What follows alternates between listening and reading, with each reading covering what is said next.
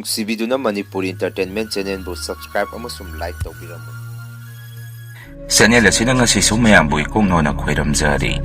ꯃꯍꯧꯁꯥꯒꯨꯝ ꯉꯁꯤꯁꯨ ꯑꯩꯒꯤ ꯅꯨꯡꯁꯤꯖꯔꯕ ꯁꯕꯁꯀ꯭ꯔꯥꯏꯕꯔꯁꯤꯡꯅ ꯊꯥꯕꯤꯔꯛꯄ ꯃꯅꯤꯄꯨꯔꯤ ꯍꯣꯔꯔ ꯁ꯭ꯇꯣꯔꯤ ꯑꯅꯧꯕ ꯑꯃꯕꯨ ꯃꯌꯥꯝꯒꯤꯗꯃꯛꯇ ꯄꯨꯗꯨꯅ ꯂꯥꯛꯆꯔꯤ꯫ ꯋꯥꯔꯤ ꯑꯁꯤꯕꯨ ꯂꯥꯟꯊꯣꯛꯆꯔꯛꯄ ꯃꯇꯝꯗ ꯁꯣꯏꯈꯤ ꯂꯥꯟꯈꯤꯕ ꯌꯥꯎꯔꯕꯁꯨ ꯃꯌꯥꯝꯗ ꯉꯥꯛꯄꯤꯅꯕ ꯍꯥꯏꯖꯔꯤ꯫ ꯐꯔꯦ ꯑꯗꯨꯗꯤ ꯃꯌꯥꯝ ꯋꯥꯔꯤꯁꯤ ꯍꯧꯅꯕ ꯇꯧꯖꯔꯒꯦ꯫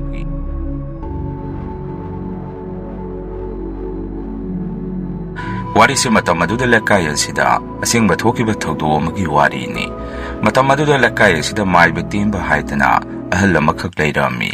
ꯍꯧꯖꯤꯛꯀꯤ ꯑꯍꯟꯁꯤ ꯃꯈꯨꯠ ꯃꯁꯥ ꯌꯥꯝꯅ ꯁꯥꯡꯕ, ꯅꯥꯇꯩ ꯆꯥꯗꯕ ꯊꯕꯛ ꯌꯥꯝꯅ ꯇꯧꯕ ꯑꯍꯟꯅꯤ꯫ ꯑꯍꯟꯁꯤ ꯃꯥꯏꯕꯅꯤ ꯃꯤꯒꯤ ꯌꯨꯝꯗ ꯂꯥꯏ ꯈꯣꯏꯔꯝꯕ ꯆꯠꯄꯗ ꯄꯣꯠꯆꯩꯒꯨꯝꯕ ꯍꯦꯛꯇ ꯍꯦꯛꯂꯛꯄ, ꯍꯦꯛꯇ ꯌꯦꯞꯄꯛꯄ ꯑꯗꯨꯃꯥꯏꯅ ꯍꯦꯛꯇ ꯇꯧꯏ꯫ ꯑꯗꯨꯒ ꯃꯥꯁꯤ ꯂꯥꯏꯁꯨ ꯁꯥꯟꯅꯕ ꯃꯥꯏꯕꯅꯤ꯫ ꯑꯗꯨꯝ ꯂꯩꯀꯥꯏ ꯃꯤꯅꯁꯨ ꯃꯥꯁꯤ ꯏꯈꯪꯗ ꯈꯪꯅꯔꯕ ꯑꯍꯟꯅꯤ꯫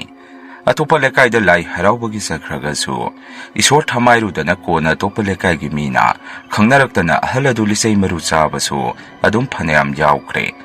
ꯅꯨꯃꯤꯠꯇꯨꯗꯤ ꯃꯥꯅ ꯂꯩꯀꯥꯏꯒꯤ ꯄꯩꯁꯥ ꯌꯥꯝꯅ ꯄꯥꯏꯕ ꯏꯃꯨꯡ ꯑꯃꯗ ꯂꯥꯏ ꯇꯤꯟ ꯊꯥꯖꯜꯂꯨꯗꯅ ꯑꯀꯤ ꯑꯈꯪ ꯅꯪꯍꯜꯂꯨꯗꯅ ꯄꯩꯁꯥ ꯄꯥꯏꯕ ꯏꯃꯨꯡ ꯑꯗꯨꯅ ꯃꯤꯁꯨ ꯃꯥꯏꯕ ꯃꯥꯏꯕꯤ ꯌꯦꯡꯉꯛꯄꯗ ꯈꯪꯅꯔꯛꯄꯗꯒꯤ ꯃꯥꯏꯕ ꯇꯦꯝꯕꯁꯤ ꯋꯥꯔꯛꯅꯕ ꯍꯥꯏꯗꯨꯅ ꯂꯩꯀꯥꯏꯒꯤ ꯃꯤ ꯃꯌꯥꯝ ꯑꯃ ꯇꯧꯔꯒ ꯃꯌꯨꯝꯗ ꯆꯪꯉꯨꯏ꯫ ꯃꯆꯥꯁꯨ ꯌꯥꯝꯅ ꯌꯥꯝꯃꯤ ꯑꯍꯟꯁꯤ ꯑꯗꯨꯕꯨ ꯃꯥ ꯃꯇꯣꯝꯗ ꯇꯣꯉꯥꯟꯅ ꯂꯩ꯫ ꯃꯆꯥꯁꯤꯡꯗꯨꯒ ꯂꯩꯃꯤꯟꯅꯗꯦ꯫ ꯌꯨꯝꯗ ꯇꯣꯉꯥꯟꯅ ꯃꯥꯒꯤ ꯑꯣꯏꯅ ꯇꯞꯊꯣꯛꯆꯔꯒ ꯂꯩꯖꯩ꯫ ꯑꯩꯈꯣꯏ ꯃꯌꯥꯝ ꯍꯨꯞꯆꯜꯂꯛꯄꯗꯨꯗ ꯑꯍꯜ ꯑꯗꯨꯗꯤ ꯀꯤꯗꯅ ꯑꯗꯨꯝ ꯂꯣꯠꯈ꯭ꯔꯦ꯫ ꯃꯆꯥ ꯃꯃꯧꯁꯤꯡ ꯊꯣꯔꯛꯑꯒ ꯑꯩꯈꯣꯏ ꯃꯌꯥꯝꯗ ꯁꯨꯝꯅ ꯍꯥꯏꯔꯛꯏ, "ꯃꯌꯥꯝꯅ ꯊꯣꯛꯄ ꯑꯗꯨꯝ ꯇꯧꯕꯤꯈ꯭ꯔꯣ, ꯑꯩꯈꯣꯏꯅꯁꯨ ꯍꯥꯏꯔꯨ ꯊꯤꯡꯉꯨꯕ ꯉꯝꯗ꯭ꯔꯦ꯫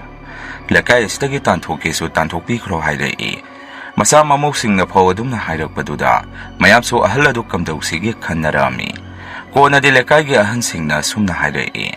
"ꯑꯗꯨ ꯑꯣꯏꯔꯒꯗꯤ ꯃꯥ ꯃꯇꯨꯡ ꯃꯅꯥꯎ ꯇꯧꯔꯅꯨ ꯍꯥꯏꯌꯨ, ꯑꯍꯟꯁꯨ ꯐꯅ ꯑꯣꯏꯔꯦ, ꯂꯥꯏ ꯇꯤꯟꯒꯁꯨ ꯁꯝꯅꯔꯤꯕ ꯃꯤꯅꯤ, ꯈꯔ ꯉꯥꯡꯉꯨ ꯅꯄꯥꯗꯣ" ꯅꯣꯏꯅ ꯍꯥꯏꯗꯅ ꯑꯍꯟꯁꯤꯡ ꯑꯗꯨꯅ ꯍꯥꯏ꯫ ꯃꯆꯥꯁꯤꯡꯗꯨ ꯋꯥ ꯑꯃꯠꯇ ꯈꯨꯝꯗꯦ, ꯇꯨꯃꯤꯟ ꯇꯨꯃꯤꯟ ꯂꯩ꯫ ꯂꯩꯀꯥꯏ ꯑꯁꯤꯗ ꯁꯦꯟ ꯌꯥꯝꯅ ꯄꯥꯏꯕ ꯏꯃꯨꯡ ꯑꯗꯨꯅꯁꯨ ꯃꯣꯏꯅꯁꯨ ꯁꯥꯎꯅ ꯁꯨꯝꯅ ꯍꯥꯏꯔꯛꯏ, "ꯍꯟꯗꯛꯀ ꯑꯃꯨꯛ ꯍꯟꯅ ꯃꯥꯅ ꯑꯩꯈꯣꯏ ꯏꯃꯨꯡꯗ ꯇꯧꯁꯤꯜꯂꯛꯑꯕ, ꯍꯟꯗꯛꯇꯤ ꯃꯥ ꯍꯦꯛ ꯊꯦꯡꯅꯕꯗ ꯑꯗꯨꯝ ꯍꯥꯠꯇꯣꯛꯑꯅꯤ꯫ ꯃꯁꯤ ꯃꯌꯥꯝꯅ ꯈꯪꯖꯟꯕꯤꯍꯧꯔꯣ, ꯑꯩꯈꯣꯏꯗꯤ ꯍꯥꯏꯔꯤꯁꯤꯅꯤ." ꯁꯤ ꯍꯥꯏꯗꯅ ꯏꯃꯨꯡ ꯑꯗꯨꯗꯤ ꯌꯥꯝꯅ ꯁꯥꯎꯅ ꯆꯠꯈꯤ꯫ ꯃꯁꯤꯒꯤ ꯃꯇꯨꯡ ꯃꯈꯥ ꯇꯥꯔꯛꯄꯗꯁꯨ ꯑꯗꯨꯝ ꯑꯍꯜ ꯑꯁꯤꯅ ꯃꯊꯣꯡ ꯆꯥꯗꯕ ꯊꯕꯛꯁꯦ ꯑꯗꯨꯝ ꯇꯧꯕ ꯂꯦꯞꯄꯝꯗꯦ꯫ ꯄꯣꯠꯂꯣꯏꯕ ꯀꯨꯏꯗ꯭ꯔꯤꯕ ꯑꯃꯒꯤ ꯃꯪ ꯃꯌꯥꯗ ꯍꯦꯛ ꯂꯩꯔꯝ, ꯑꯍꯤꯡꯗ ꯃꯤꯒꯤ ꯊꯣꯡꯒꯥꯟꯗ ꯂꯥꯏ ꯍꯦꯛ ꯊꯥꯗꯣꯛꯑꯝ, ꯀꯩꯅꯣꯝꯗ ꯍꯦꯛꯇ ꯂꯩꯔꯝꯃꯤ꯫ ꯅꯨꯃꯤꯠꯇꯨꯗꯤ ꯑꯩꯈꯣꯏ ꯏꯃꯥꯟꯅꯕ ꯀꯥꯡꯕꯨ ꯈꯔ ꯁꯨꯃꯥꯡ ꯂꯤꯂꯥ ꯌꯦꯡꯉꯨꯔꯒ ꯊꯦꯡꯅ ꯌꯨꯝꯗ ꯍꯟꯅꯔꯛꯄꯗ ꯍꯧꯖꯤꯛꯀꯤ ꯃꯥꯏꯕ ꯑꯍꯜ ꯑꯁꯤꯒꯤ ꯊꯣꯡꯒꯥꯟꯗ ꯃꯩꯕꯨꯜ ꯑꯃ ꯄꯥꯏꯔꯒ ꯂꯩꯕꯁꯤ ꯎꯔꯝꯃꯤ꯫ ꯑꯩꯈꯣꯏꯁꯨ ꯑꯗꯨꯝ ꯈꯪꯉꯦ ꯑꯍꯜ ꯑꯁꯤꯅ ꯂꯥꯏ ꯊꯥꯗꯣꯛꯑꯝꯃꯦ ꯃꯥꯒꯤ ꯊꯣꯡꯒꯥꯟꯗ ꯍꯥꯏꯕꯁꯤ꯫ ꯑꯗꯨꯅ ꯃꯐꯝ ꯑꯗꯨ ꯍꯦꯛ ꯌꯧꯕꯒ ꯀꯥꯏ ꯀꯥꯏꯗꯅ ꯌꯨꯝ ꯌꯧꯅꯕ ꯆꯦꯟꯅꯔꯝꯃꯤ꯫ ꯌꯨꯝ ꯍꯦꯛ ꯌꯧꯕꯗ ꯑꯩꯗꯤ ꯀꯌꯥ ꯊꯣꯏꯗꯣꯛꯄꯕꯨ ꯇꯧꯍꯧꯗ꯭ꯔꯦ, ꯃꯔꯝꯗꯤ ꯏꯃꯥꯅ ꯑꯩꯒꯤ ꯏꯁꯥꯗ ꯖꯟꯇ꯭ꯔ ꯃꯌꯥꯝ ꯑꯃ ꯁꯤꯕꯤ, ꯃꯗꯨꯒꯤ ꯑꯣꯏꯔꯝꯕꯁꯨ ꯌꯥꯏ꯫ ꯑꯗꯨꯕꯨ ꯆꯠꯃꯤꯟꯅꯔꯨꯔꯤꯕ ꯃꯔꯛ ꯑꯗꯨꯗ ꯏꯃꯥꯟꯅꯕ ꯑꯃꯗꯤ ꯃꯌꯨꯝꯗ ꯋꯥꯟꯊꯕ ꯒ꯭ꯌꯥꯟ ꯃꯥꯡꯕ ꯇꯧꯈꯤ꯫ ꯑꯗꯨꯁꯨ ꯅꯣꯡꯉꯥꯜꯂꯒ ꯑꯩꯈꯣꯏꯅ ꯈꯪꯗꯣꯏꯅꯤ꯫ ꯅꯣꯡꯉꯥꯜꯂꯛꯄꯗ ꯏꯃꯥꯟꯅꯕꯁꯤꯡꯅ ꯍꯥꯏꯔꯛꯇꯅ ꯑꯩꯁꯨ ꯄꯥꯎ ꯑꯗꯨ ꯇꯥꯔꯝꯃꯤ꯫ ꯕꯕꯥ ꯏꯃꯥꯗꯁꯨ ꯑꯩꯅ ꯋꯥꯔꯤꯗꯨ ꯇꯝꯃꯤ꯫ ꯃꯗꯨꯗ ꯕꯕꯥ ꯏꯃꯥꯅꯁꯨ, "ꯅꯣꯏ ꯃꯌꯥꯝ ꯃꯔꯛꯇ ꯗꯁꯥ ꯁꯣꯟꯕ ꯑꯃꯗ ꯆꯪꯕ ꯑꯣꯏꯔꯤꯅꯤ, ꯑꯗꯨꯅ ꯃꯇꯨꯡ ꯃꯅꯥꯎ ꯑꯃ ꯃꯊꯦꯡꯗ ꯆꯠꯂꯨꯔꯅꯨ" ꯍꯥꯏꯔꯛꯏ꯫ ꯕꯕꯥꯅꯁꯨ ꯑꯃꯨꯛ ꯁꯨꯝꯅ ꯃꯈꯥ ꯇꯥꯔꯛꯏ, "ꯋꯥ ꯑꯃꯒ ꯑꯩꯈꯣꯏ ꯑꯃꯨꯖꯥꯎꯁꯤ ꯑꯁꯤꯒꯤ ꯑꯍꯟꯁꯤꯒ ꯇꯣꯏꯅ ꯎꯅꯕ ꯑꯃ ꯑꯩꯅ ꯊꯦꯡꯅꯩꯅꯦ꯫ ꯃꯥꯏꯁꯦ ꯑꯩꯈꯣꯏꯗ ꯀꯩ ꯐꯠꯇꯕ ꯇꯧꯒꯦꯅ ꯑꯍꯜ ꯑꯗꯨꯒ ꯀꯩ ꯋꯥ ꯇꯥꯟꯅꯔꯤꯕꯖꯥꯠꯅꯣ" ꯍꯥꯏꯔꯛꯏ꯫ ꯕꯕꯥꯒꯤ ꯋꯥ ꯑꯗꯨꯗ ꯏꯃꯥꯅꯁꯨ ꯑꯃꯨꯛ, "ꯀꯔꯤ ꯍꯥꯏꯕ ꯃꯄꯥ ꯑꯃꯨꯖꯥꯎꯒ ꯃꯥꯏꯕ ꯃꯍꯥ ꯐꯠꯈꯤꯗ꯭ꯔꯕ ꯑꯗꯨꯒ ꯇꯣꯏꯅ ꯄꯨꯟꯕ ꯎꯏ ꯍꯥꯏꯕ, ꯑꯗꯨꯗꯤ ꯀꯔꯤꯒꯤ ꯑꯣꯏꯔꯤꯕꯖꯥꯠꯅꯣ? ꯍꯟꯗꯛꯁꯦ ꯑꯃꯨꯖꯥꯎꯒꯤ ꯅꯨꯄꯤ ꯋꯥꯆꯦꯠꯇ ꯁꯣꯔ ꯍꯣꯟꯕ ꯃꯥꯟꯕꯤꯁꯤꯅ ꯑꯩꯈꯣꯏꯗꯒ ꯑꯩꯈꯣꯏ ꯍꯦꯛ ꯎꯕꯒ ꯍꯟꯗꯛꯇꯤ ꯃꯤ ꯃꯁꯛ ꯈꯪꯅꯔꯅꯤ ꯀꯨꯏꯔꯔꯣꯏ ꯀꯥꯏꯗꯅ ꯃꯌꯨꯝꯗꯒꯤ ꯎꯔꯥꯎ ꯊꯔꯥꯎꯕ ꯍꯦꯛ ꯇꯧꯔꯤꯁꯤꯗꯤ, ꯑꯗꯨꯒꯤ ꯑꯣꯏꯔꯤꯖꯥꯔ ꯀꯝꯗꯧꯅꯤ?" ꯕꯕꯥꯅ ꯑꯃꯨꯛ, "ꯍꯦꯔꯥ ꯃꯣꯏꯅ ꯀꯩꯕꯨ ꯇꯧꯕ ꯉꯝꯗꯣꯏꯅꯣ? ꯃꯥꯏꯕꯗꯨꯅꯦ ꯃꯣꯏꯅ ꯀꯩꯅꯦ ꯄꯨꯂꯞ ꯑꯩꯅ ꯐꯨꯔꯛꯄꯗ ꯆꯦꯟꯐꯝꯒ ꯃꯣꯏ ꯑꯃꯠꯇ ꯂꯩꯔꯣꯏ" ꯈꯨꯝꯃꯛꯏ꯫ ꯇꯁꯦꯡꯅ ꯍꯥꯏꯔꯕꯗ ꯑꯃꯨꯖꯥꯎ ꯍꯥꯏꯔꯤꯁꯦ ꯑꯩꯈꯣꯏꯒ ꯌꯨꯝꯊꯪꯅꯕ ꯃꯤꯅꯤ꯫ ꯃꯣꯏꯁꯦ ꯂꯝ ꯑꯃꯗꯒꯤ ꯍꯣꯡꯒꯠꯂꯛꯑꯒ ꯑꯩꯈꯣꯏꯗ ꯑꯗꯨꯝ ꯈꯟꯅꯍꯧꯕ ꯃꯤꯑꯣꯏꯅꯤ꯫ ꯏꯪꯈꯣꯜ ꯈꯔ ꯈꯣꯞ, ꯂꯥꯏ ꯇꯤꯟ ꯈꯔ ꯊꯥꯖꯜꯂꯛ, ꯑꯗꯨꯃꯥꯏꯅꯗ ꯇꯧꯔꯒ ꯂꯩꯕ ꯏꯃꯨꯡꯅꯤ꯫ ꯃꯥꯒꯤ ꯅꯨꯄꯤꯗꯨꯁꯨ ꯀꯁꯥꯔꯗꯒꯤꯅꯤ, ꯆꯍꯤꯁꯨ ꯌꯥꯝꯅ ꯂꯤꯔꯦ꯫ ꯅꯨꯄꯤꯗꯣ ꯑꯃꯨꯖꯥꯎ ꯍꯥꯏꯔꯤꯁꯤꯗꯤ ꯅꯍꯥꯅꯤ꯫ ꯑꯁꯨꯝ ꯇꯧꯗꯅ ꯃꯣꯏꯁꯦ ꯑꯗꯨꯝ ꯃꯇꯝ ꯆꯨꯞꯄꯗ ꯑꯩꯈꯣꯏꯗ ꯌꯦꯡꯁꯜꯂꯒ ꯂꯩꯕ ꯃꯤꯅꯤ꯫ ꯑꯗꯨꯒꯤ ꯋꯥꯔꯤꯅꯤ ꯕꯕꯥ ꯏꯃꯥꯅ ꯁꯥꯟꯅꯔꯤꯁꯤ꯫ ꯉꯥꯏꯍꯥꯛꯀꯤ ꯃꯇꯨꯡ ꯉꯔꯥꯡ ꯂꯤꯂꯥ ꯌꯦꯡꯕ ꯆꯠꯃꯤꯟꯅꯕ ꯌꯥꯎꯕ ꯏꯃꯥꯟꯅꯕ ꯑꯃ ꯑꯩꯒꯤ ꯅꯥꯛꯇ ꯂꯥꯛꯇꯨꯅ ꯑꯩꯉꯣꯟꯗ ꯆꯤꯠꯇꯔꯟꯖꯟ, "ꯃꯆꯥꯗꯣ ꯉꯔꯥꯡ ꯐꯤꯕꯝ ꯇꯥꯗ꯭ꯔꯦ ꯍꯥꯏꯅꯦ, ꯑꯗꯣ ꯃꯣꯏꯗ ꯉꯥꯏꯍꯥꯛ ꯆꯠꯄꯤꯔꯨꯁꯤ." ꯑꯩꯅꯁꯨ "ꯍꯣꯏꯅꯦ" ꯑꯗꯨꯃꯥꯏꯅ ꯍꯥꯏ꯫ "ꯃꯥꯏꯗꯣ ꯀꯃꯥꯏꯅ ꯇꯧꯈ꯭ꯔꯤꯕꯖꯥꯠꯅꯣ? ꯂꯥꯛꯑꯣ ꯂꯥꯛꯑꯣ ꯆꯠꯄꯤꯔꯨꯔꯁꯤ." Asumna imanabadu ga iga thorake tawrokpasida imanasu aingoda ngangai karaida amuk thoktore noi ama suba numidang ama matheng pukchata chalaga layok ngaiga adu ngaiga karaida nu hangai aina sumo imanang sidibako imanaba Sanatombado magi ngarangi mawongdu kamaina tawrino haidana hanguge tawbani kuiroi thuna lakani si haramdana imanaba aduda aina bailao thuna thourasi akhoi magi hongnabisi ngangkhragadi leptabido tawrani chalhorasi haidana dum thorai imanaba Sanatombagi mayumsu yaure imanabadu masadu yamna sona magi phamungda leirami akhoi lakpada masi hawgatpa phom ngamde akhona so kamaina tawkrinu hangubada mana sumna kumai ngarangde ai siramdore aina yum hek changakpaga khogi yumsi kana ninglaktana sakhunga se kai no chalaga leidana aidi kirure ado maibana haibada aise adaiduda layokna bani hai ngarangde kyam waki haidai aina somo adudi maibati mana thadukpa laidu nangna thingnaruba tare ne imana su dasa sonba mida sangi hai adudi bainang dasa khara pangamaroi mapanga thuranu hairami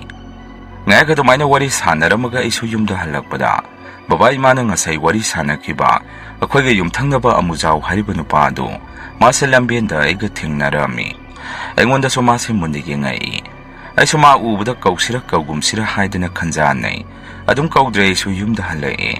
numito khoi muksi mawngami tawtawi imase ishauda punglangda langaga babaga khanaraga dalai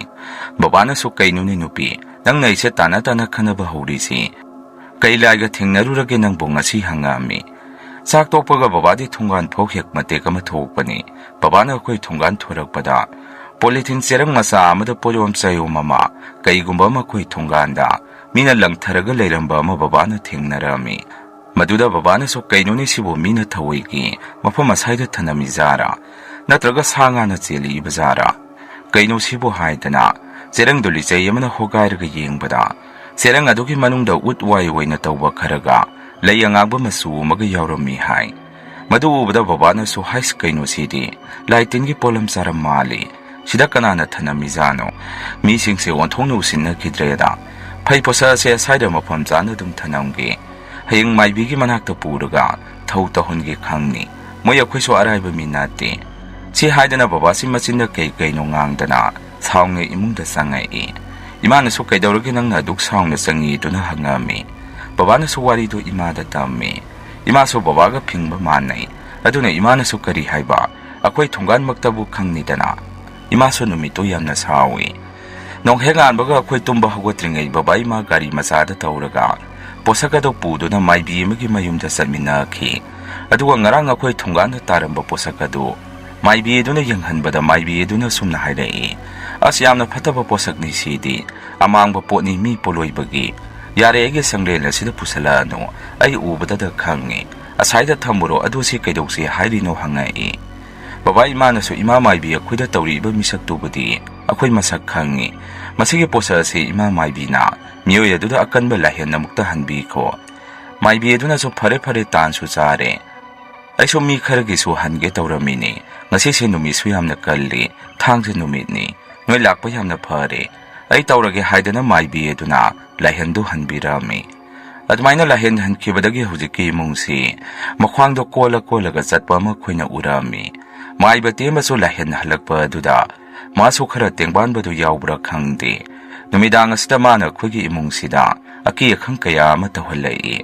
yumthakta hana tek kari do masum salamaga makhada hudongna songthakibagi mawong pudrup laungna kari gumba ma songthaki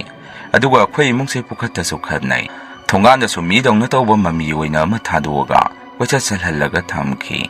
babai ma su maduda yamna sawi masigi ahanse masidi kamaina tawni sidri phau masidi yararoi masigi ahanse nang amukta phuru kero hairami babana so mokhoine isu do maina amukta masi daboi kaiwei wa kharati ngangningi babai magi wadu tabada aina so amo aslore dana nabani ki wakhandudi asigi ahanse mathong huktaba ahanni tawruno khoi pulap sidana admaina tawruraga hairami aina haibaga tadi babana maiba haladu thengnabada hekta tawruraga jani mama nangse akhoise kaini haidana khange amujaw matei manauna nang lupa kya da leirino akhoi muk leirage nang moida muk kai no toksanba ngamgadro sumaina sum noina anau bulakpa mi singse sum tonan halle aduna moina so khoi se sum musilaktre nang kaya piu ki leirage haidana hekta hairurabazani mai ba du so baba do onkhalaga saurei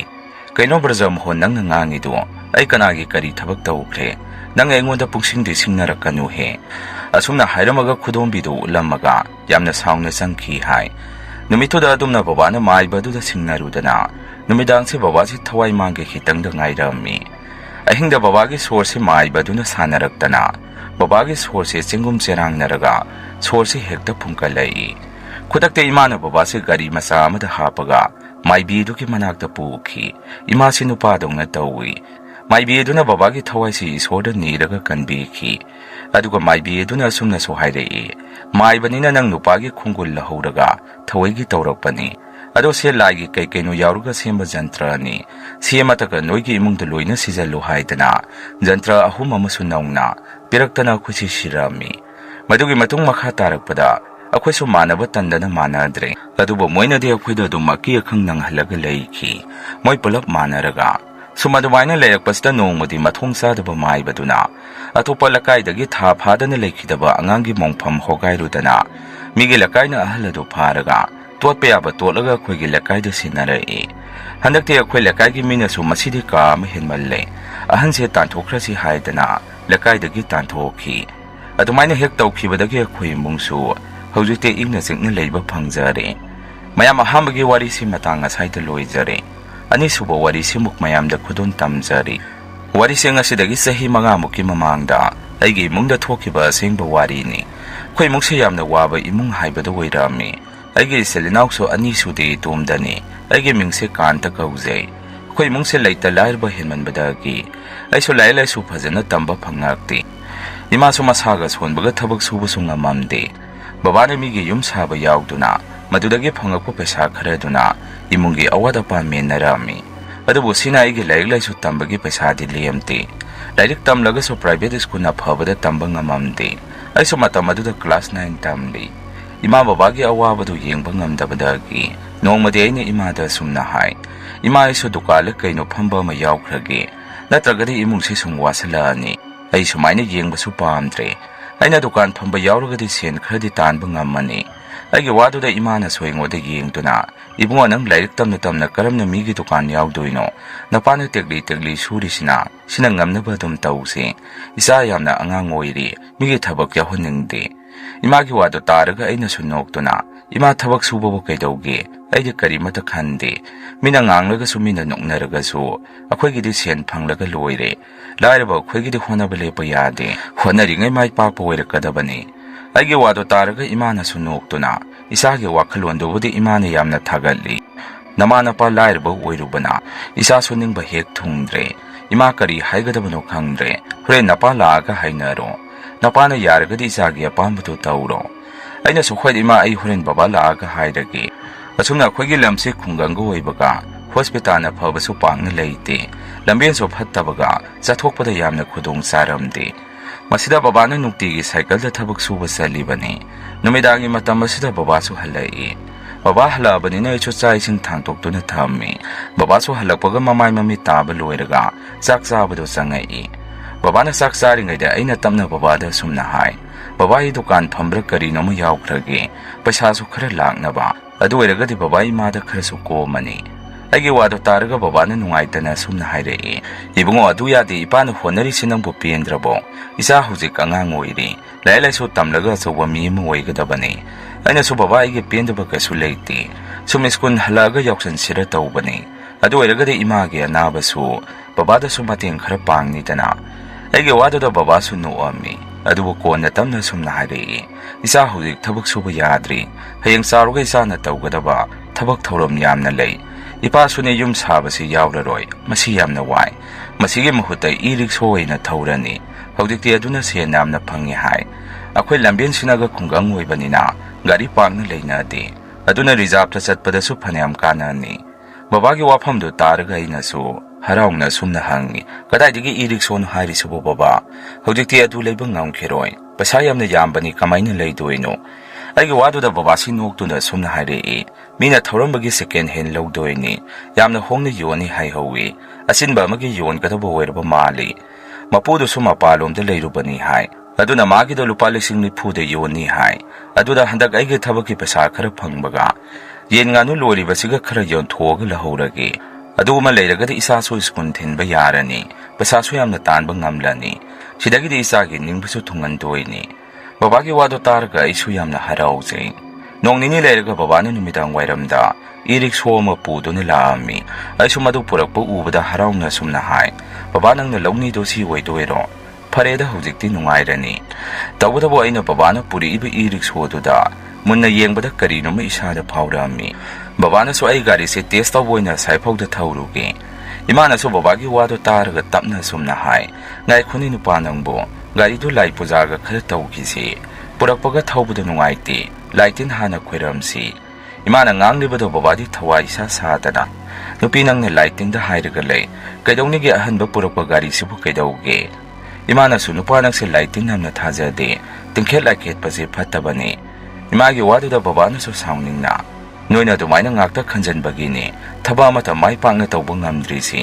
satringai dagi dauk se hale aduna de kadai dagi mangon oidoino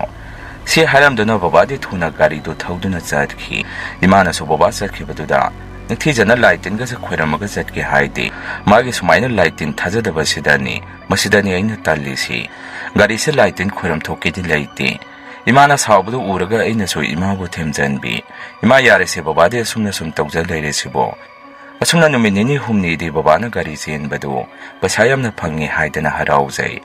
nongma numidang amadi ikhang khangaudana akhoi punna sak chari ngaida kokok makhon tai haidana aina babada baba kaino makhon sibo gari bu karai da khamauge aina dumna hanglubada babana su tapna sumna khumai kaidauroge ibungo gari budi sumang da khamaubani aina su baba kokok tawri se tadabro gari ga mukhura laga leirangani ko ayumukta yengukhige age wadu da babana su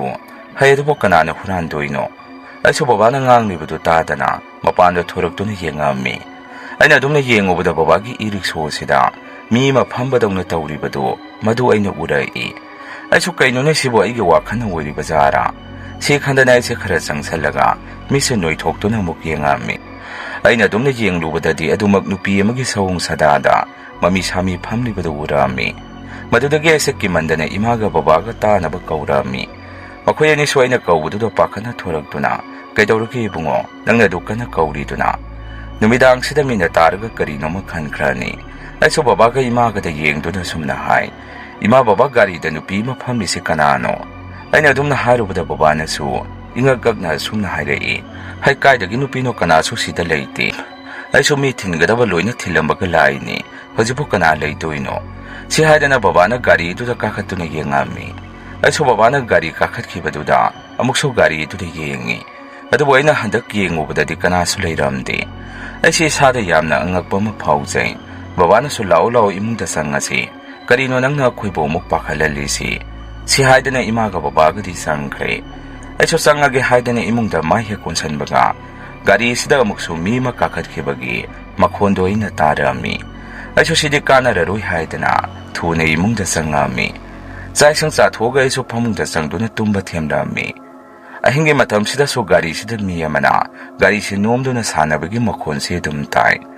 adumna makhon kya ma tarakpadagi aisi mapana thoga yengu sira khalli adubu kibadagi ai mapanda di thomdre thungnawdo oina hangtoktuna yengami aina adumna yengubada gari sida mi ama adum leibagi sawum se adum phangi aiso thungnawdo mukthuna lonsanduna wakhanda sumna khanjai kainone babagi gari sibu mina hongni yoli basi masina oiri bazara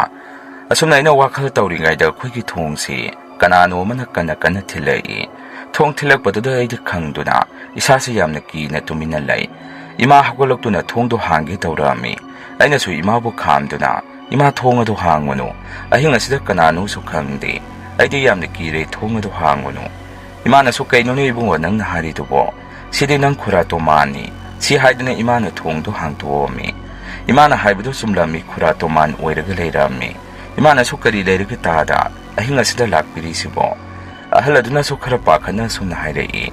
ibe mana puroiba leibra nangam to kauthorau imana su ahal adugi pakhatpa mataw aduda bababu kauthoomi ahal aduna su babado onsanduna amo ibungo nanedo anaba henjalle yaragadi nang gari sida hospital phawda jaminarusi ahal adugi wafam aduda babana su tapna khura ahing asidabo aigi gari se charge tawbuda sungai re babagi wafam aduda ahal aduna su nungaitana mu sumna haire e ibo na khuragi mateng amukta pangu nangna haiba selado ai pirage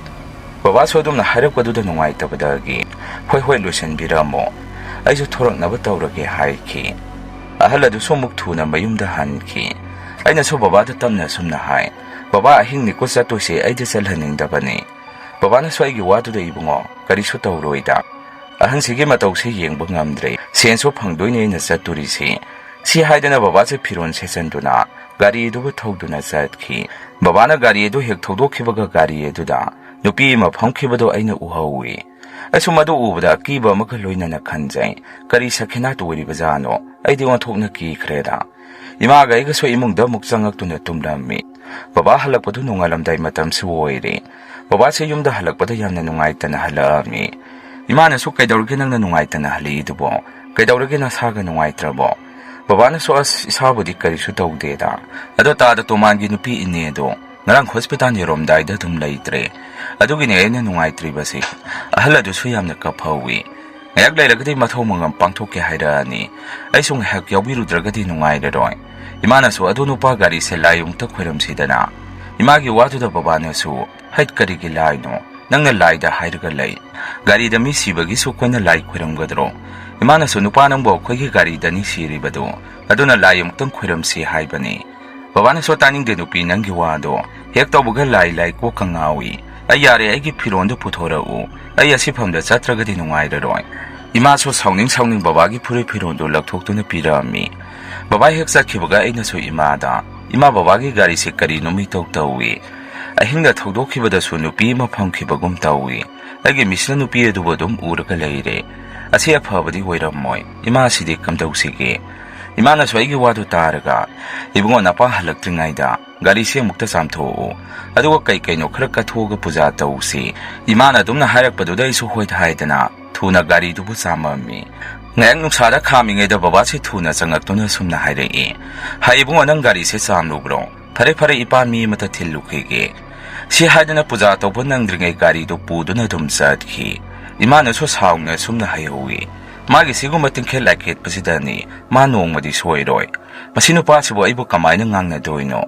numitogi numedang du baba so siba yaururaga halami iruga singna luzaraga sakto sarami tanza du dani akhoi gi thongse kana thilakpado imana su kanano ne amuk lai sina numidang sida baba na so hai kanano yenguso gari rizakwi lakpo hirambani ima so thuna satuna yengami adumne yengobada kana su leiramde ima so amuk su ngang tuna sangai kanapta su leite kanagi mathung sadaba ngangno migi thongsida thinduna sanarisi aide imagi wadu tabada kibada loirami sak saba toga phamungda loina sangnarami ahingi matam asida su sakhum asida karino khangdaba makhon kaya ama tarami yena khas da mi ama kocha chatpugi saum su tai aise domna tawbudu da imabu tapna kaurami adubo imadi tungkhraba mali aina kauribudu kari su khumamde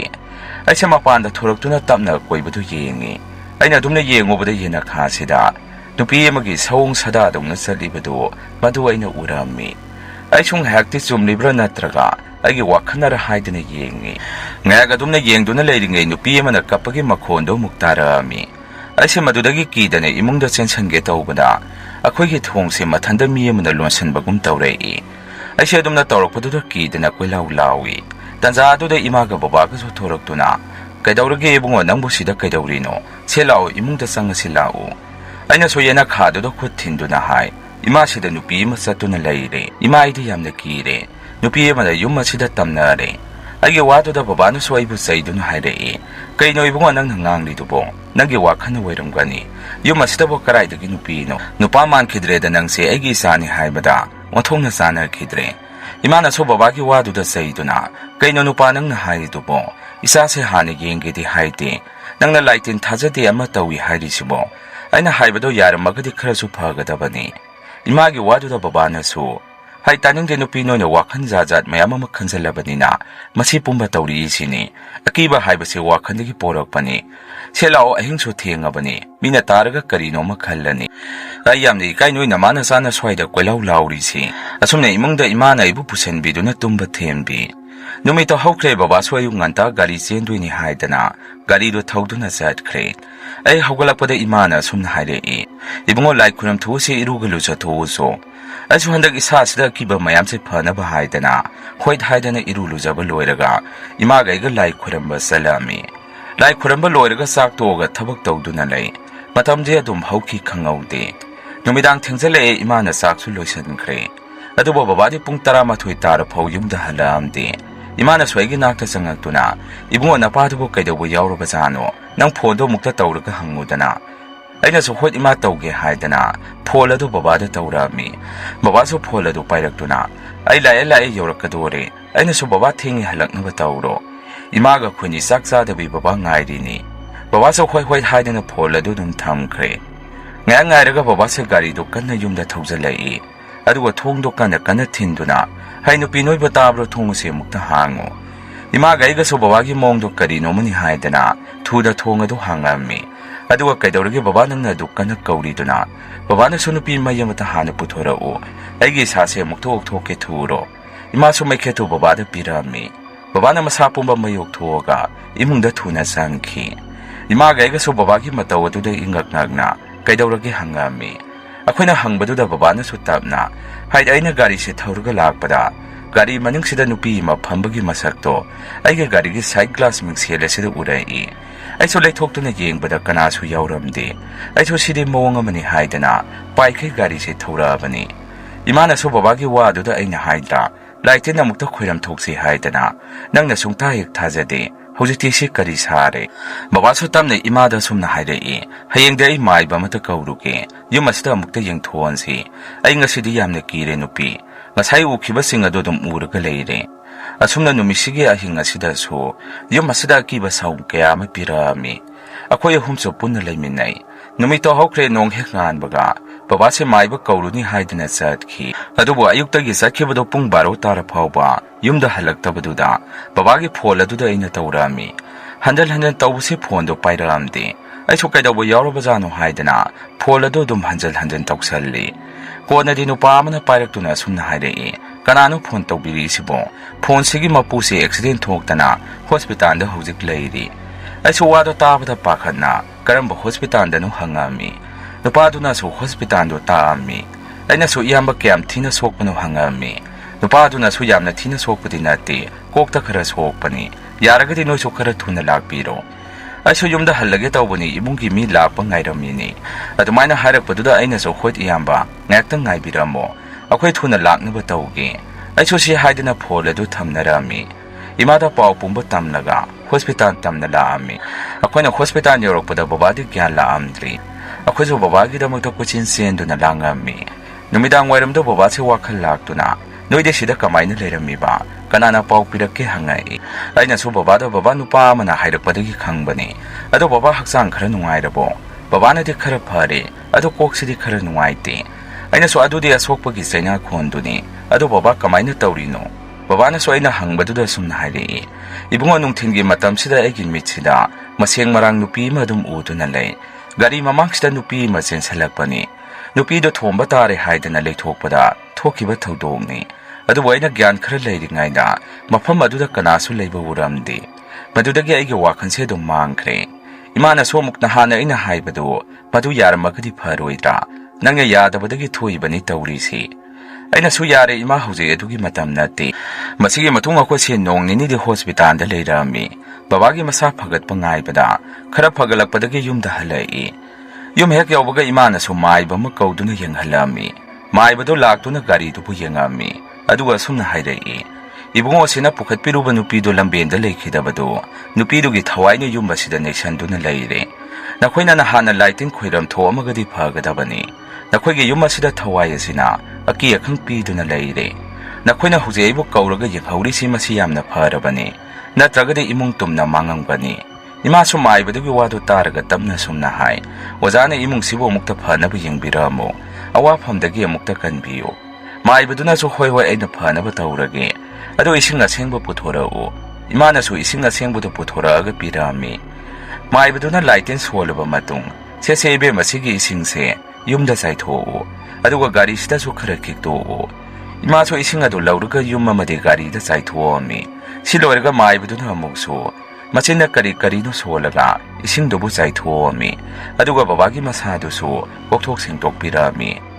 ꯂꯣꯏꯕꯒ ꯃꯥꯏꯕꯗꯨꯅ ꯏꯃꯥ ꯕꯕꯥꯗꯨ ꯑꯣꯟꯁꯟꯗꯨꯅ ꯍꯧꯖꯤꯛꯇꯤ ꯀꯔꯤꯁꯨ ꯊꯣꯏꯗꯣꯛꯄ ꯇꯧꯔꯔꯣꯏ ꯑꯗꯨꯕꯨ ꯅꯣꯏꯅ ꯈꯪꯒꯗꯕꯗꯤ ꯒꯥꯔꯤꯁꯤꯗ ꯃꯤꯁꯤ ꯃꯤꯅꯥ ꯌꯥꯎꯔꯒꯗꯤ ꯅꯣꯏ ꯂꯥꯏ ꯈꯨꯔꯝ ꯊꯣꯛꯀꯗꯕꯅꯤ ꯏꯁꯣꯔ ꯍꯥꯏꯕꯁꯤ ꯂꯩꯕꯅꯤ ꯑꯐ ꯐꯠꯇꯕ ꯂꯣꯏꯅ ꯂꯩꯔꯤꯅꯤ ꯕꯕꯥꯅꯁꯨ ꯍꯣꯏ ꯑꯣꯖꯥ ꯉꯁꯤꯗꯒꯤꯗꯤ ꯑꯩ ꯋꯥꯈꯜ ꯇꯥꯖꯔꯦ ꯃꯥꯏꯕꯗꯨꯅꯁꯨ ꯐꯔꯦ ꯑꯩ ꯑꯃꯨꯛ ꯌꯧꯈ꯭ꯔꯒꯦ ꯀꯔꯤꯁꯨ ꯊꯣꯏꯗꯣꯛꯄ ꯇꯧꯔꯔꯣꯏ ꯒ꯭ꯌꯥꯟ ꯇꯥꯅ ꯂꯩꯔꯣ ꯅꯣꯏꯁꯨ ꯏꯃꯥꯅꯁꯨ ꯑꯣꯖꯥ ꯃꯥꯏꯕꯗꯨꯗ ꯑꯉꯝꯕ ꯁꯦꯟ ꯈꯔ ꯀꯠꯆꯔꯛꯑꯝꯃꯤ ꯑꯁꯨꯝꯅ ꯃꯥꯏꯕꯗꯨꯅ ꯌꯦꯡꯕꯤꯕꯗꯒꯤ ꯌꯨꯝꯗ ꯑꯀꯤ ꯑꯈꯪ ꯇꯧꯔꯝꯕꯗꯨ ꯂꯣꯏꯅ ꯐꯈ꯭ꯔꯦ ꯕꯕꯥꯁꯨ ꯍꯧꯖꯤꯛꯇꯤ ꯃꯁꯥ ꯀꯜꯂꯗꯨꯅ ꯒꯥꯔꯤꯗꯨꯕꯨ ꯑꯃꯨꯛ ꯆꯦꯜꯂꯛꯑꯝꯃꯤ ꯃꯁꯤꯅꯤ ꯃꯌꯥꯝ ꯉꯁꯤꯒꯤ ꯔꯤꯌꯦꯜ ꯍꯣꯔꯔ ꯁ꯭ꯇꯣꯔꯤ ꯃꯊꯪꯒꯤ ꯋꯥꯔꯤ ꯊꯥꯒꯠꯂꯛꯄꯗ ꯃꯌꯥꯝ ꯄꯨꯟꯅꯃꯨꯛ ꯊꯦꯡꯅꯔꯁꯤ ꯉꯁꯤꯒꯤꯗꯤ ꯃꯌꯥꯝꯗꯒꯤ ꯀꯥꯏꯅꯅꯕ ꯕꯤꯗꯥꯏ ꯂꯧꯖꯔꯤ